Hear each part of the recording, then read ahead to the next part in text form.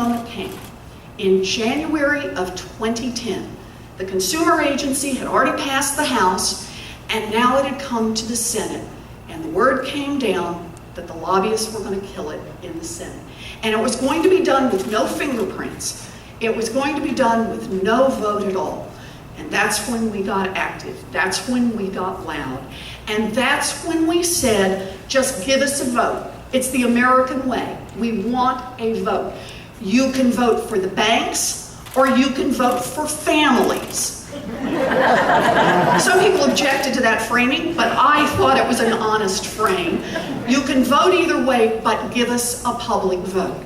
And when they had to step out and vote in public, there were enough votes to get a good, strong Consumer Financial Protection Bureau.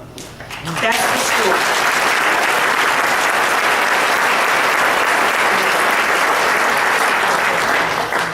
Now, I tell this story for two reasons.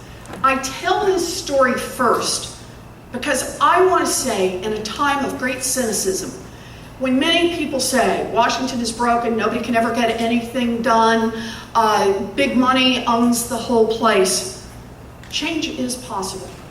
The lobbyists fought us tooth and nail, but when somebody says to you, you can't get anything done, just look back at them and say, Consumer Financial Protection Bureau, we can get something done. And we can get something done that's big and important. Right now, the Consumer Financial Protection Bureau is changing the world.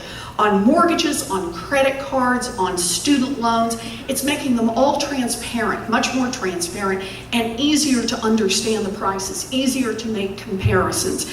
It's protecting groups that have been targeted for some of the worst financial products. Seniors, service members, vets. There's now organizations in CFPB to stop that. It's got a consumer complaint hotline so that someone who gets ripped off has got somebody to call to be on their side in negotiating a settlement.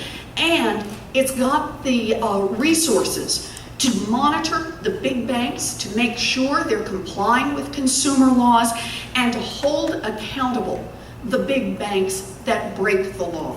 There's an agency that can actually make a difference and is starting to do so. 1 year old and it's starting to make a difference.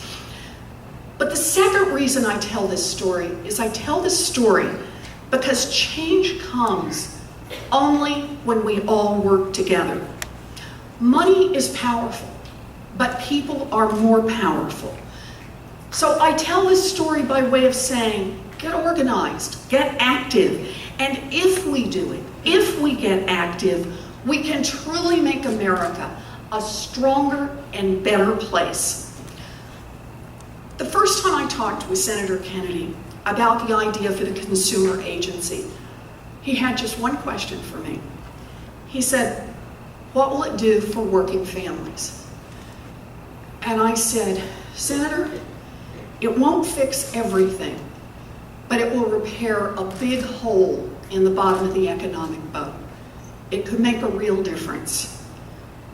And he looked back at me and he said, I'll do it. He didn't make a political calculation.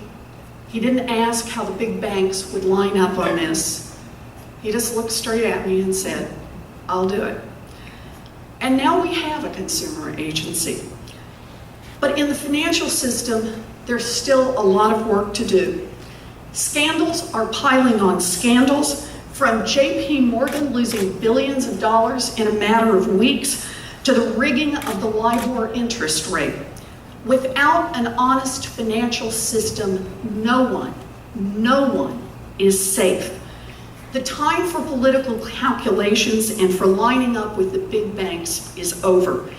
It's time for each of us to step up, support change, and say, I'll do it. It's a great honor to be here. Thank you.